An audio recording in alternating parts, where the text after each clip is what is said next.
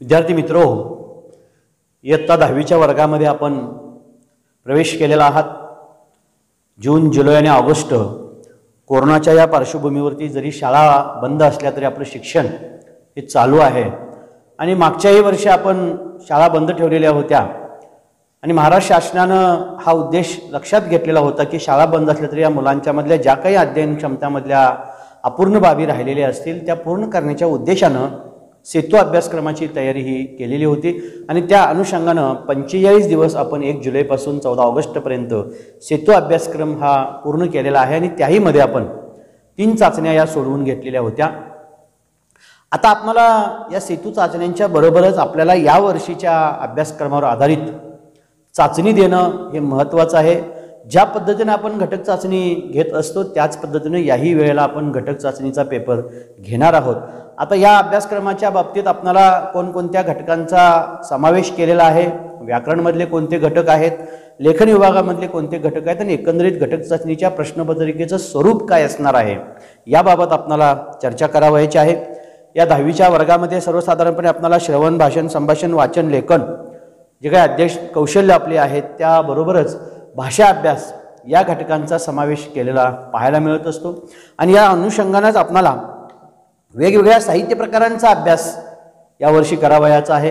त्याची सुरुवात झालेली आहे आणि मग याचं एक मूल्यमापन व्हावं। तुम्ही ज्या पद्धतीनं अध्ययन केलेलं आहात त्या दृष्टीनं तयारी आपल्याला पाहता यावी आणि येणाऱ्या परीक्षेला आपण कशा पद्धतीनं सामोरे जाणार आहोत याची सुद्धा माहिती आपल्याला होत असते आणि त्या अनुषंगानं घटक चाचणीचं आयोजन आपण करत असतो आणि यावर्षी आपण या घटक चाचणीचं आयोजन करतो आहोत। तर या घटक चाचणीमध्ये आपल्याला कोणकोणत्या घटकांचा समावेश केलेला आहे, कोणते पाठ्यघटक असणार आहेत याची माहिती आपण या ठिकाणी सर्वप्रथम घेणार आहोत। जो आपला पहिला विभाग आहे त्या पहिल्या विभागामध्ये 5 घटक आहेत आणि 1 स्थूल वाचन आहे। शासनाच्या धोरणानुसार आपण 25% अभ्यासक्रम हा कमी केलेला आहे ते गृहीत धरून या प्रश्नपत्रिकेचं स्वरूप घेणार आहोत। त्यामध्ये पहिली जी कविता आहे जय जय हे भारत देशा मंगेश पाडकर, हे केवळ रसास्वाद आपल्याला घ्यायचा आहे, काव्यानंदासाठी आपल्याला त्याचा उपयोग करायचा आहे, त्याच्यावरती प्रश्न येतीलच असं नाही। आता याच्या व्यतिरिक्त जे घटक आहेत ते म्हणजे पहिला बोलतो मराठी हा जो घटक आहे डॉक्टर नीलिमा गुंडी यांचा, तो आपल्याला अभ्यासण्यासाठी घ्यावयाचा आहे। त्यानंतर आजी कुटुंबाचा आगळ महेंद्र कदम यांचा हा पाठ तोही घटक चाचणीसाठी असणार आहे। उत्तम लक्षण हे जे संत काव्य आहे समर्थ रामदास यांनी लिहिलेलं तर तेही आपल्याला अभ्यासण्यासाठी आता घ्यावयाचं आहे। 5वा जो घटक आहे वसंत हृदय चैत्र दुर्गा भागवत यांचा, जरी आपण ते शिकवलेलं असलं तरी परंतु आता आपण या परीक्षेसाठी गृहीत धरणार नाही कारण ते 25% अभ्यासक्रमामधून कमी केलेलं आहे, त्यामुळे तो घटक घ्यायचा नाही। पण यावरचा एखादा व्याकरणातला घटक आपल्याला येऊ शकतो। त्यानंतर बालसाहित्यिका गिरिजा कीर हे स्थूल वाचन जे आहे ते आपल्याला पाहावयाचं आहे। म्हणजे पहिल्या भागामधले हे घटक यामध्ये फक्त 5वा जो आहे तो आपण वगळलेला आहे। दुसरा जो भाग आहे त्यामध्ये वस्तू ही कविता आहे तेव्हा धामनसकर यांनी लिहिलेली, त्यानंतर गवताचे पाते, वाट पाहताना आणि आश्वासक चित्र ही जी कविता आहे या सर्व घटकांचा म्हणजे गद्य आणि पद्य या दोन्हींचा आपण अभ्यास केलेला आहे। आणि जे 10वा घटक आहे आप्पांचे पत्र तोही पाठ आपण पाहिलेला आहे आणि त्यामधलं जो वीरा राठोड यांनी लिहिलेला आहे मनक्या पेरेन लागे हे जे स्थूल वाचन आहे ते मात्र 25% अभ्यासक्रमामुळे ते वगळलेलं आहे। म्हणजे पहिला भाग आणि दुसरा भाग यावर आधारित आपण चाचणी घेणार आहोत। आता याच्या व्यतिरिक्त जे घटक आहेत गद्य आणि पद्य यांची माहिती घेतली। आता याच्या व्यतिरिक्त जो भाग आहे तो म्हणजे भाषा अभ्यास। या भाषा अभ्यासमध्ये आपल्याला जे आतापर्यंत शिकवलेलं आहे त्यामध्ये 9वीचं जे व्याकरण आहे त्या 9वीच्या व्याकरणाचाही समावेश यामध्ये केलेला आहे। त्यामध्ये मग अलंकार जरी आता आपल्याला वगळण्यात आलं असलं तरी आपण 9वीच्या मध्ये त्याचा अभ्यास केलेला आहे, पण या घटक चाचणीमध्ये मात्र अलंकारावरती प्रश्न असणार नाहीत। पण 9वीचं व्याकरण जे काही तुम्हाला शिकवलेलं आहे ते मात्र सर्व तुम्हाला माहीत असणं अपेक्षित आहे। आता याच्यामध्ये सुद्धा आपल्याला समास याच्याबद्दल आपण माहिती ही घेतलेली आहे। समासाचे 4 प्रकार आहेत, त्याचे काही उपप्रकार आहेत, तर तोही भाग आपल्याला या घटक चाचणीमध्ये समाविष्ट केलेला आहे। त्यानंतर शब्द संपत्ती, समानार्थी शब्द असतील, विरुद्धार्थी शब्द असतील, शब्द समूहाबद्दल एखादा शब्द असेल तोही आपल्याला या घटक चाचणीसाठी समाविष्ट केलेला आहे। त्यानंतर लेखन नियमानुसार जे अचूक शब्द आपल्याला लिहायचे आहेत, आपल्या पाठ्यपुस्तकामधले हे शब्द असेच लिहा हे पान जे आहे ते आपल्याला पाहावे लागेल। पारिभाषिक शब्द जे आपल्या पाठ्यपुस्तकामध्ये दिलेले आहेत पानामध्ये शेवटच्या भागामध्ये, तर तेही आपण पाहून घेणार आहोत. तर व्याकरणाच्या संदर्भामध्ये हे घटक आपल्याला विचारले जातील. वृत्ते याबद्दल सुद्धा आपण चर्चा केलेली आहे. त्यानंतर आपल्याला वाक्प्रचार जे प्रत्येक धड्यावरती सांगितलेले आहेत त्याचाही स्वतंत्र व्हिडिओ आपण केलेला होता, तर त्यावर आधारित सुद्धा काही प्रश्न येऊ शकतात. तर भाषा अभ्यास जे आहे, व्याकरण आधारित ज्या कृती असतील त्या आपल्याला यामध्ये घ्यावयाच्या आहेत. तर व्याकरणाचा हा जो काही भाग दिलेला आहे तो आपण या घटक चाचणीसाठी समाविष्ट केलेला आहे. त्यानंतरचा जो भाग आहे तो म्हणजे लेखन विभाग आपला.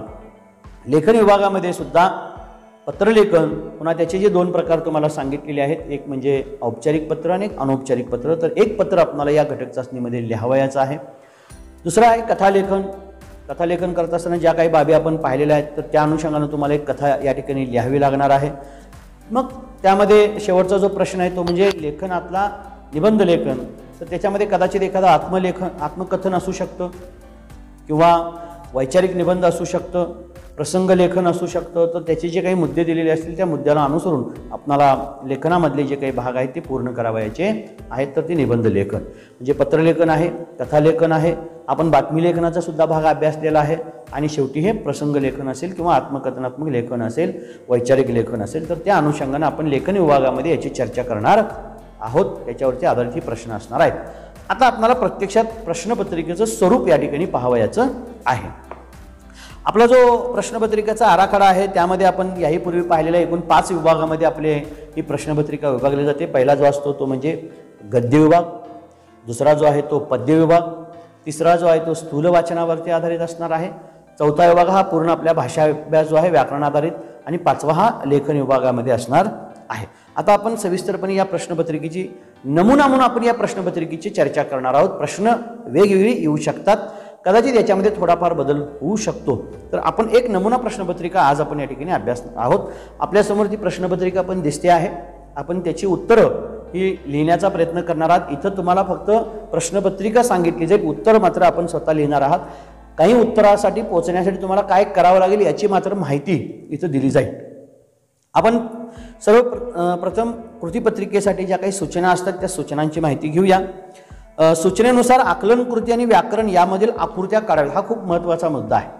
ज्यावेळेला तुम्हाला प्रश्नपत्रिका समोर दिली जाते तेव्हा त्यामध्ये ज्या काही आकृत्या असतील, जो कृती आराखडा असतो, त्या पद्धतीनं आपण त्या आकृत्या काढावयाच्यात. आणि हे सगळ्यात महत्त्वाचं आहे. आकृत्याशिवाय उत्तरं लिहायची नाहीत. त्या प्रश्नपत्रिकेमध्ये जसा आराखडा दिलेला आहे, जशी आकृती दिलेली आहे त्या पद्धतीनं जर तुम्ही काढलात तर निश्चितच तुमच्या गुणांच्यावरती फरक पडत असतो. आणि म्हणून एक सुंदर अशा प्रकारची उत्तरपत्रिका तुमची झाली पाहिजे. तर त्या अनुषंगानं ज्या काही आकलन कृती असतील, व्याकरण असतील, यामध्ये जशा आकृत्या दिलेल्या आहेत त्या आकृत्या आपण पूर्ण करणार आहोत. दुसरा मुद्दा आहे आकृत्या पेननंच काढा. काही मुलं पेन्सिलनं आकृत्या काढतात, तर अजिबात हे करणार नाही. पेनाचाच वापर आपण त्या ठिकाणी करणार आहात. उपयोजित लेखनातील कृतीसाठी सूचना, निवेदन, आकृतीची आवश्यकता नाही. तसेच त्या कृती लिहून घेऊन येत म्हणजे प्रश्नपत्रिका जेव्हा आपण हातात घेतो तेव्हा लेखन विभाग 5व्या विभागामध्ये प्रश्न दिल्यानंतर त्या ठिकाणी काही सूचना असतील, तिथं काही आकृत्या असतील, त्या मात्र तुम्ही काढायच्या नाही. तिथं मात्र तुमचं पूर्णतः लेखन त्या विषयाला अनुसरून, त्या मुद्द्याला अनुसरून हे झालं पाहिजे. तिथं आकृती किंवा कृती मात्र तिथं लिहावयाचे नाहीत. प्रश्नही कुठंही लिहिणार नाहीत, पण प्रश्नाचे क्रमांक मात्र तुम्हाला लिहावयाचे आहेत. त्यानंतरचा जो चौथा मुद्दा आहे तो चौथा मुद्दा म्हणजे स्वच्छता, नीटनेटकेपणा आणि लेखन नियमानुसार लेखन याकडं जाणीवपूर्वक आपल्याला लक्ष द्यावयाचं आहे. म्हणजे जी प्रश्नपत्रिका आपण हातात घेतल्यानंतर उत्तरपत्रिका लिहायला सुरुवात करणार आहोत, तर ती उत्तरपत्रिका लिहित असताना तुमच्या लेखनामधली सगळ्यात महत्त्वाच्या बाबी आहे ती म्हणजे तिथं नीटनेटकेपणा हा दिसला पाहिजे. लेखन नियमानुसार त्या ठिकाणी शुद्ध शब्दामध्ये तुमचं लेखन हे असलं पाहिजे. ज्या ठिकाणी आकृत्या काढायला लागतील तिथं आकृत्या काढल्या पाहिजेत. खडाखोड अजिबात तुमच्या उत्तरपत्रिकेमध्ये होणार नाही. म्हणजे तिथं स्वच्छतेच्या बाबतीत खूप महत्त्वाचा मुद्दा आहे. तर या पद्धतीनं आपली उत्तर ही लेखनाची पद्धती जी आहे ती आपण समजून घेणार आहात. तर अशा पद्धतीनं आपण हा पेपर सोडवणार आहात. 50 गुणांच्यासाठी आपल्याला 2 तास वेळ असणार आहे. आता पाहूया आपण विभाग पहिला, जो गद्य विभाग आहे. पठित पद्य म्हणजे तुमच्या पाठ्यपुस्तकामधले जे शिकवलेले जे घटक आहेत त्यामध्ये याच्यामधले जे उतारे आहेत ते उतारे आपल्याला दिले जातील. आणि हा जो प्रश्न आहे तो आपल्याला 12 मार्कासाठी विचारला जाणार आहे. याच्यामध्ये पुन्हा 2 प्रश्न असतात 6-6 गुणांच्यासाठी. तर पहिला उतारा आपल्याला या ठिकाणी दिला जातो आणि उतार्याच्या आधारे सूचनेनुसार कृती. आता इथं पहिला जो प्रश्न आहे, आकृतीबंध पूर्ण करा. ज्या पद्धतीनं तुम्हाला ती आकृती दिसते आहे तशीच आकृती तुम्हाला उत्तरपत्रिकेमध्ये काढायची आहे आणि उतारा वाचून अतिशय काळजीपूर्वक उतारा तुम्हाला वाचायचा आहे. प्रश्न नीट समजून घ्यावायचे आहेत आणि मग उतारा. सर्वप्रथम आपण प्रश्न वाचून घ्यायची आणि मग उतारा वाचण्याकडे जायचं. म्हणजे उतारा वाचत असताना तुम्हाला उत्तराबाबत नेमका अंदाज त्या ठिकाणी येतो आणि मग उतार्यामध्ये आलेल्या भाषा कोणत्या आहेत ते तुम्हाला तो उतारा वाचल्यानंतर लक्षात येणार आहे. खूप सोपी प्रश्न असतात, कारण ज्या वेळेला तुम्हाला पठित उतारा दिला जात असतो त्यावेळेला तुमचा अभ्यास हा खूप वेळा झालेला असतो, कारण वर्गामध्ये शिकवलेलं आहे, व्हिडिओच्या माध्यमातून तुमच्यासमोर मांडलेलं आहे आणि त्याचबरोबर त्या ठिकाणी त्या उतारामधले वाचल्यानंतर जी उत्तरं अपेक्षित आहेत ती उत्तरं सहज तुम्हाला मिळणार आहेत. दुसरा जो प्रश्न आहे ते म्हणजे उतार्याच्या आधारे चौकटी पूर्ण करा. इथंही तुम्हाला ज्या पद्धतीनं प्रश्न दिलेला आहे त्याच पद्धतीनं ती प्रश्न लिहावयाची आहेत. आणि त्यातला जो तिसरा प्रश्न आहे तो म्हणजे व्याकरण आधारित जी कृती आहे ती कृती तुम्हाला पूर्ण करावयाची आहे. उतार्यात आलेले इंग्रजी भाषेतील शब्द उतारा वाचा, त्यामध्ये इंग्रजी भाषेतले कोणते शब्द आलेले आहेत ते आपल्याला शोधून लिहावयाचे आहेत. आणि चौथा जो प्रश्न आहे तो म्हणजे स्वमत लिहायचा आहे. उतारा मनापासून वाचल्यानंतर त्या उतार्यावर आधारितच असा एक प्रश्न दिला जातो की तिथं तुम्हाला तुमचं मत मांडायचं असतं. इथं प्रश्न दिलेला आहे मराठी भाषेबद्दलचा तुमच्या भावना स्पष्ट करायच्या आहेत. उतारा वाचल्यानंतर उतारा वाचत असताना ते भाषेच्या संदर्भातचा उतारा आहे तुमच्या लक्षात आल्यानंतर तुम्हाला मराठी भाषेच्या संदर्भात जे काही मत असतील, तुमच्या काही भावना असतील त्या आपण मांडण्याचा प्रयत्न करणार आहात. तर अशा पद्धतीनं हा पहिल्या प्रश्नातला जो अ आहे 6 गुणांच्यासाठी आपल्याला पूर्ण करावयाचा आहे. त्यामधलाच दुसरा जो आ आहे तोही आपल्याला पठित उताराचा असणार आहे. उतार्याच्या आधारित आपल्याला सूचनेनुसार कृती करावयाची आहे. योग्य पर्याय निवडा. आपल्या देशाला या माणसांची गरज आहे. तर उतारा वाचा आणि नेमकं कोणत्या माणसांची आपल्याला गरज आहे. जर आपण उतारा काळजीपूर्वक वाचला, शब्द समजून घेतला, त्या उतार्याचा आशय जर आपल्या लक्षात आला तर निश्चितपणानं तुम्हाला त्यावरची कोणतीही कृती असतील तर त्या सहजतेनं आपण सोडवू शकतो. कोष्टक पूर्ण करा म्हणून दुसरा प्रश्न आहे. त्यात उतार्यात आलेल्या लेण्यांची नावं. आता लेणी म्हणजे काय हाही मुद्दा. आता उतार्यामध्ये लेणी हा शब्द आलेला नसेल, पण तुम्हाला लेणी ह्याच्याबद्दल प्राथमिक ज्ञान असणं हे महत्त्वाचं आहे. म्हणजे एखादी टेकडी असेल, खडक असेल, पर्वत असेल तर त्या ठिकाणी खोदून काही कोरीव काम केलं त्याला आपण लेणी म्हणत असतो. तर अशी लेणी असलेली कुठली नावं आहेत का तर ते तुम्हाला शोधता आली पाहिजेत. कारण लेणी हा शब्द नसल्यामुळे कदाचित तुम्हाला उत्तर लिहिताना अडचणी येऊ शकतात. तर लेणी हे नेमकं काय आहे हे आम्हाला माहीत असणं अपेक्षित आहे. आणि त्यानंतर त्यातला जो दुसरा आहे की उतार्यात विद्यार्थ्याकडून व्यक्त केलेले कोणत्याही 2 अपेक्षा काय आहेत, मुलांच्याकडून काय अपेक्षा तो उतारा वाचल्यानंतर तुमच्या लक्षात येतं, ते आपल्याला लिहावयाचं आहे. व्याकरण आधारित जी कृती आहे तिथं त्या उतार्यातले काही शब्द दिलेले आहेत की शाळेच्या आणि ग्रंथालयात. इथं विभक्तीचा कोणता प्रत्यय लागलेला आहे, विभक्तीचा तक्ता तुम्हाला लिहून ठेवण्यासाठी सांगितलेला होता. आणि त्या विभक्तीचा प्रकार कोणता आहे, प्रथमा, द्वितीया, तृतीया, चतुर्थी, पंचमी, सप्तमी असे जे प्रकार आहेत त्याची संदर्भात तुम्हाला हे प्रकार कोणते आहे ते त्या शब्दाला जे प्रत्यय लागलेला आहे. तर आता पहिल्यामध्ये दिलेल्या शाळेच्या, तर च्या हे जे प्रत्यय लागलेले आहे ते विभक्तीच्या कोणत्या प्रकारामध्ये येतं हे आम्हाला समजलं पाहिजे. तर त्यासाठी पुन्हा तुम्हाला तो तक्ता समजावून घ्यावा लागेल. मी मागच्या वेळेला पण सांगितलं होतं विभक्तीचा जो तक्ता आहे तो तक्ता तुमच्या जवळ असला पाहिजे, वहीमध्ये लिहून ठेवा. कारण कोणत्या वेळी, कारण आता या वर्षीच्या ह्याच्यामध्ये नसेल पण तुम्हाला 9वीच्या अभ्यासक्रमामध्ये व्याकरण आधारित ज्या कृती असतील त्या पूर्ण करावयाच्या आहेत. त्यामुळं आपल्याला अशा प्रकारचे सुद्धा प्रश्न येऊ शकतात व्याकरण आधारित. आणि शेवटी स्वमत जे आहे तुमच्या शाळेतील शिपाई मामाबद्दलचे तुमचं मत लिहा. कारण आता जो वरचा उतार दिला आहे तो आपण आप्पांचे जे पत्र आहे तो पाठ आपण अभ्यासलेला होता की शिपाई मामांनी आपल्याकडून काही अपेक्षा व्यक्त केलेल्या होत्या. त्यांच्या संदर्भाचा तो पाठ अरविंद जगताप यांनी लिहिलेला होता. तर त्या अनुषंगाने इथं स्वमत लिहायचं आहे की तुमच्या शाळेतल्या शिपाई मामाबद्दलचं. आता तुम्ही आप्पांच्याबद्दलचं मत ऐकलं, आप्पांनी तुम्हाला काही गोष्टी सांगितलेल्या आहेत, पण तुम्ही तुमच्या शाळेतल्या शिपायांच्याबद्दलच्या तुमच्या काही भावना असतील, जे काही विचार असतील ते स्वतःच्या भाषेमध्ये मांडावयाचे आहेत. ते स्वमत तुमचं असणार आहे. त्यासाठी 2 गुण. असे हे 6 प्रश्नाचे 2 प्रश्न असतील की 12 गुणांचा हा पहिला विभाग असेल आपल्यासाठी. त्यानंतरचा दुसरा प्रश्न झाला गद्य. आता पद्य विभागामध्ये आपल्याला एकूण 10 गुणांच्यासाठी हा प्रश्न असणार आहे. आपल्यासमोर तो प्रश्न पण दिसतो आहे की कवितेच्या आधारे सूचनेनुसार कृती. आता इथं तुम्हाला प्रश्नपत्रिकेमध्ये एक कविता दिली जाते. पूर्वीपेक्षा आत्ताच प्रश्नपत्रिकेचं स्वरूप पाहिल्यानंतर खूप सोपं आहे. पूर्वी कविता आपल्याला पाठ कराव्या लागायच्या, आता आपल्याला कविता दिली जाते. म्हणजे किती काम सोपं झालेलं आहे. आपलं वाचायचं आहे, समजून घ्यायचं आहे आणि उत्तरं लिहायची आहेत. कविता पाठांतर करणं हे खूप महत्त्वाचं आहे, तरी परंतु आपण पाठांतराकडे दुर्लक्ष करतो आणि या प्रश्नपत्रिकेच्या नवीन स्वरूपामध्ये तर तुम्हाला प्रश्नामध्ये ती कविता दिली जाते, पुन्हा वाचायची आणि उत्तरं शोधायची आहेत. तर इथं वस्तूना जीव नसेली कदाचित ही जी कविता, वस्तू नावाची जी कविता आहे ती कविता आपल्याला दिलेली आहे. त्यातला जो भाग दिला आहे तो समजून घ्या. तो समजून घेत असताना आपल्याला शिकवल्यानंतर त्या कवितेमध्ये काय आहे, तो आशय काय होता, त्याची मध्यवर्ती कल्पना काय होती हेही आपण समजून घेणार आहात. आणि मग ती आकृती आपल्याला पूर्ण करायची आहे. माणसाजवळ असणाऱ्या व वस्तूजवळ नसणाऱ्या ज्या गोष्टी आहेत कविता वाचल्यानंतर आपल्या लक्षात येतं, म्हणून कविता आपल्याला समजून नीट वाचून घ्यावयाची आहे. वस्तूंना हमी द्या, कशाची हमी द्यायची आपल्याला वस्तूला, तेही आपल्याला त्या ठिकाणी उत्तर लिहिणार आहात आणि मग त्याला अनुषंगानंच योग्य पर्याय निवडून विधाने पूर्ण करा. आता कदाचित प्रश्न असेच येतील असं नाही, प्रश्न बदलतील, कारण या प्रश्नपत्रिकेमध्ये रिकाम्या जागाचा प्रश्न आलेला आहे. कदाचित दुसऱ्या एखाद्या किंवा येणाऱ्या नवीन प्रश्नपत्रिकेमध्ये याच्यापेक्षा वेगळा प्रश्न असू शकतो. काही वेळेला व्याकरण आधारित कृती असेलच असं नाही. आपणाला हा नमुना म्हणून आपल्यासमोर हा प्रश्नपत्रिकेचा आराखडा ठेवतो आहोत, पण याच्यापेक्षा वेगळी प्रश्नही येऊ शकतात. अन्यथा गाळलेल्या जागा त्या इथं आहे म्हणून प्रश्नपत्रिकेत येईलच असं नाही. एक नमुना म्हणून आपण याचा अभ्यास करतो आहोत. आता याच्यामध्ये 2 प्रश्न कवितेवर आधारित जे असणार आहेत, त्यामध्ये तुम्हाला मी याहीपूर्वी सांगितलं होतं, रसग्रहणाचे आपण जो व्हिडिओ पाहिलेला होता किंवा वर्गात जे पाहिलेलं होतं त्यामध्ये सांगितलेलं होतं, तुम्हाला एखाद्या वेळेला एखाद्या कवितेवर आधारित कवितेच्या ओळी दिल्या जातील, त्यातलं भाषा सौंदर्य लिहायला लावतील, भाषिक वैशिष्ट्य लिहायला लावतील, आशय सौंदर्य लिहा म्हणतील, काव्य सौंदर्य लिहा म्हणतील. याच्यासाठी एक स्वतंत्र प्रश्न असू शकतो. आता इथं दिलेलं आहे की वस्तू निखालस सेवकच असतात आपल्या, तरीही बरोबरीचा मान द्यावा त्यांना, या काव्यपंक्तीचा तुम्हाला समजलेला विचार स्पष्ट करायचा आहे. म्हणजे इथं विचार सौंदर्य लिहायचं आहे. म्हणजे केवळ विचार सौंदर्य आपल्याला लिहिता आलं पाहिजे, केवळ आपल्याला काव्य सौंदर्य लिहिता आलं पाहिजे, केवळ आपल्याला भाषिक वैशिष्ट्य पण लिहिता आली पाहिजेत. तर त्या अनुषंगानं एक प्रश्न हा या कवितेवर आधारित असू शकतो.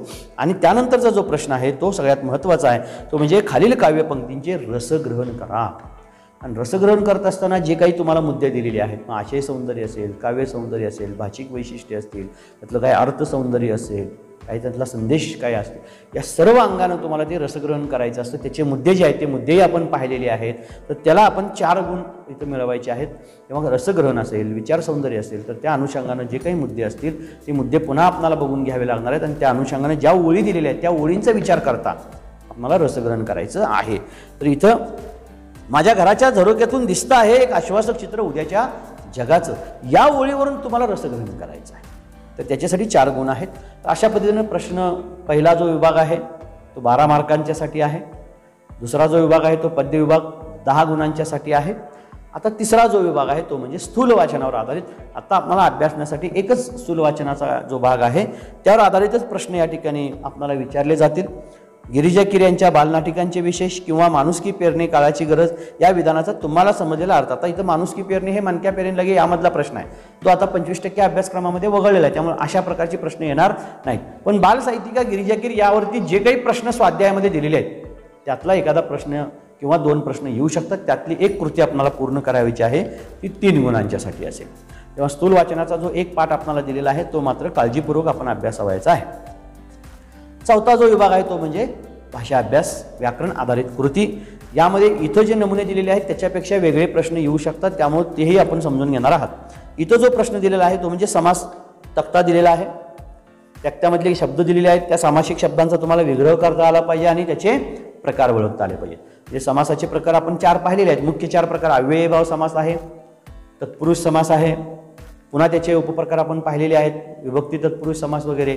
तर त्याची माहिती आपण घेणार आहोत. द्वंद्व समास आणि त्यानंतर बहुव्रीही समास, पुन्हा त्याचे काही उपप्रकार पाहिलेले आहेत. इतरेतर द्वंद्व आहे, समाहार द्वंद्व आहे, वैकल्पिक द्वंद्व आहे. तर हे जे समासाचे जे मुख्य प्रकार आणि त्याचे जे उपप्रकार आहेत त्याची सुद्धा आपण अतिशय काळजीपूर्वक माहिती घ्यावयाची आहे. त्यातली उदाहरणांचा पण अभ्यास करायचा आहे. तर इथं जे शब्द दिलेले जातील त्या शब्दांचा विग्रह करता आला पाहिजे आणि याचं समासाचं नावही तुम्हाला सांगता आलं पाहिजे. तर समासावरती प्रश्न हा निश्चित येणारच आहे. दुसरा इथं प्रश्न दिलेला अलंकाराच्या बाबतीत.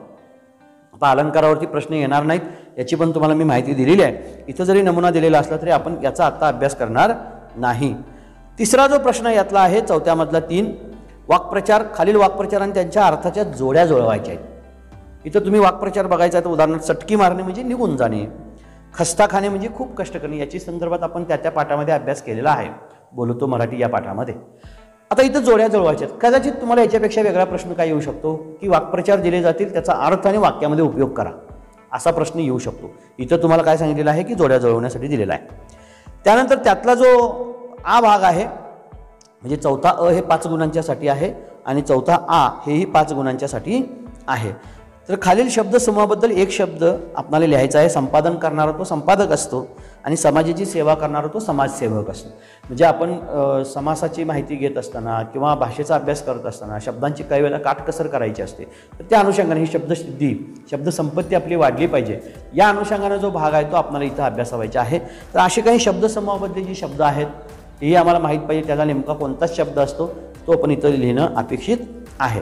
त्यातला जो दुसरा प्रश्न आहे की लेखन नियमानुसार अचूक शब्द ओळखून लिहायचे आहेत. 4 शब्द दिले जातात, त्यातला एक शब्द कोणता तरी बरोबर असतो, तो तुम्हाला ओळखावायचा आहे. मग पहिली वेलांटी, दुसरी वेलांटी, उकार, या सर्व बाबींचा विचार आपल्याला करावा लागतो. म्हणून हे शब्द असेच लिहा, हा जो भाग आहे तो आपण अभ्यासणार आहात.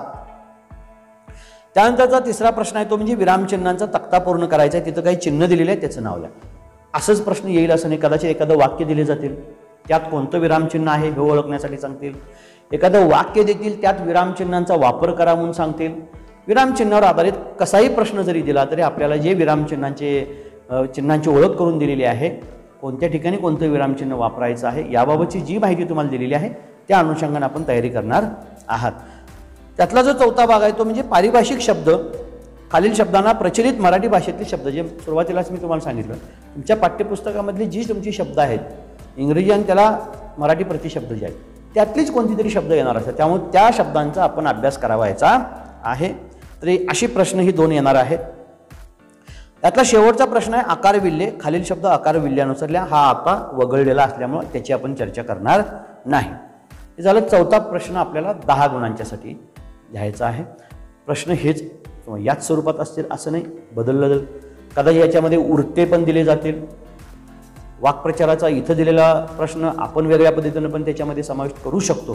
तेव्हा व्याकरण आधारित जे घटक असतील ते व्याकरणावरती कोणत्याही प्रकारचे प्रश्न येतील त्या दृष्टीने आपली तयारी पाहिजे, हे आपण लक्षात घेणं महत्त्वाचं आहे. शेवटचा जो 5वा विभाग आहे तो म्हणजे लेखन विभागाचा. तर त्या लेखन विभागामधले जे प्रश्न आहेत त्याच्यासाठी आपल्याला 15 गुण इथं दिलेले आहेत. पहिला प्रश्न आपण पाहिला 12 गुणांचा आहे. दुसरा पद्य विभाग 10 गुण आहेत. तिसरा स्थूल वाचन 3 आणि व्याकरणाचं जे 10 म्हणजे 25 आणि 10 35 आणि इथं आपल्याला उपयुक्त लेखनामध्ये 15 गुण आहेत. अशा प्रकारे 50 गुणांची आपली चाचणी होणार आहे. आता याच्यामध्ये उपयुक्त लेखनामध्ये काय काय येऊ शकतं, तर इथं एक प्रश्न दिलेला आहे. आपण लक्षात घेणार पत्रलेखन हे आपणाला आलंच पाहिजे. मुख्य परीक्षेमध्ये सुद्धा पत्रलेखन आपण 6 गुणांच्यासाठी पाहतो. तर इथं आपल्याला जे पत्रलेखन आहे ते 5 गुणांच्यासाठी आहे. प्रश्न समजून घ्या. जी काही जाहिरात दिलेली असेल, जे काही मुद्दे दिले असतील त्या मुद्द्यांचा मनापासून अभ्यास करायचा आहे आणि मग पत्रातले जे मुख्य 2 विषय त्यांनी दिलेले आहेत त्यातला एक कोणता तरी निवडायचा आहे. इथं विद्यार्थ्यांसाठी सुवर्ण संधीच्या निसर्ग कवी व साहित्य मंडळ याच्या संदर्भाची ही बातमी आहे. त्याला अनुषंगाने खाली 2 प्रश्न दिलेले आहेत. तुमच्या शाळेतील विद्यार्थ्यांना कार्यशाळेत सहभागी करून घेण्यासाठी संयोजकांना विनंती करणारे पत्र लिहायचं आहे किंवा तुमचा मित्र मैत्रीण याने हिने काव्य वाचन कार्यक्रमात सहभाग घेतल्यावर तिचे अभिनंदन करणारं पत्र. एक औपचारिक आहे, एक अनौपचारिक आहे. दोन्हीपैकी एक कोणतं तरी तुम्ही निवडणार आहात. औपचारिक असेल तर कोणत्या पद्धतीने लिहिणार आहात, अनौपचारिकला काय लिहिणार आहात. पण जो पत्रलेखनाचा जो काही आराखडा असेल तो मात्र आपण काळजीपूर्वक ज्या पद्धतीने तुम्हाला सांगितलेलं आहे त्याच पद्धतीने लिहावायचा. अशा पद्धतीने हे 5 गुण असतील. दुसरा आहे कथालेखन. पुढील अपूर्ण कथा पूर्ण करा. काही अपूर्ण कथा दिलेल्या आहेत. पूर्वार्ध दिलेला आहे, उत्तरार्ध तुम्ही करायचं आहे. कदाचित तुम्हाला काही मुद्दे दिले जातील, मुद्द्यावर आधारित कथा लिहायला सांगतील. काही शब्द दिले जातील, शब्दावर आधारित कथा. म्हणजे कथालेखनाचा आपण अभ्यास करत असताना हे सर्व बाबींचा अभ्यास केला आहे. म्हणजे कथा कशा कशा पद्धतीने लिहू शकतो. शीर्षकावरून कथा लिहा, मुद्द्यावरून कथा लिहा, शब्दावरून कथा लिहा. अपूर्ण कथा पूर्ण करा. म्हणजे कोणत्याही प्रकारे आपल्याला कथा जरी लिहायला सांगितली तरी आम्हाला कथा लिहिता आली पाहिजे. तर इथं एक नमुना दिलेला आहे की अपूर्ण कथा पूर्ण करायची आहे. आणि शेवटचा जो प्रश्न आहे तो म्हणजे प्रसंग लेखन. लेखन करत असताना हा 5वातला जो शेवटचा प्रश्न असतो तो मात्र खूप विचारपूर्वक आपल्याला लिहायचा आहे. तिथं तुम्हाला काही मुद्दे दिलेले असतात. हे खूप चांगलं आहे. तिथल्या मुद्द्याला अनुसरून तुम्ही ते लेखन करायचं आहे. प्रसंगाचं वर्णन करत असताना, प्रसंग लेखन करत असताना इथं जे मुद्दे दिलेले आहेत की जुन्या वस्तूंचा संग्रह, जे प्राचीन वास्तू संग्रहालयात सदिच्छा भेट दिल्यानंतरचं जे वर्णन आहे, तुम्ही प्रत्यक्षात तिथं गेलेला आहात. प्रसंगाचं वर्णन करतो म्हणजे आपण तिथं प्रत्यक्षात आहोत, हे प्रसंग असतं. अनुभवामध्ये अनुभव लेखन वेगळं असू शकतं, प्रसंग लेखन वेगळं असू शकतं. आत्मकथनामध्ये स्वतः बोलतो आहे असं विचार करून ते लिखाण करायचं असतं. म्हणजे प्रश्न काय आहे हे समजून घेणं हे आपल्या उत्तराच्या दृष्टीनं महत्त्वाचं असतं. म्हणून हे प्रसंग लेखन आहे, या बाबीनं आपण उत्तर लिहिण्याचा प्रयत्न करणार आहात. तर वरील प्रसंगी तुम्ही प्रेक्षक म्हणून उपस्थित आहात, म्हणून प्रश्न समजावून घ्या. तुम्ही तिथं भेट देण्यासाठी गेलाय, पण तुम्ही प्रेक्षक म्हणून उपस्थित आहात अशी कल्पना करून तुम्ही प्रसंगाचं वर्णन करावायचं आहे. म्हणजे तुम्ही तिथं प्रत्यक्षात आहात आणि त्या पद्धतीने आपल्याला हे उत्तरं लिहावायचे आहेत. तेव्हा विद्यार्थी मित्र, आपल्याला या घटक चाचणीच्या दृष्टीनं ही 50 मार्काची प्रश्नपत्रिका सोडवावी लागणार आहे. त्याच्या प्रश्नपत्रिकेचं स्वरूप कसं असेल, प्रश्नपत्रिकेचा आराखडा काय असणार आहे याची आपण चर्चा केलेली आहे. याच्यासाठी कोणकोणते घटक असणार आहेत, व्याकरणमधला कोणता भाग असणार आहे, स्थूल वाचनासाठी कोणता भाग आहे, आणि या सर्व बाबींचा आपल्याला आढावा घेतला आहेच. तर आपण या प्रश्नपत्रिकेची पुन्हा एकदा माहिती घ्यावी आणि जी काही प्रश्नपत्रिका आपल्या समोर येणार आहे त्यामध्ये जास्तीत जास्त गुण मिळवण्यासाठी प्रयत्न करावयाचे आहेत. धन्यवाद.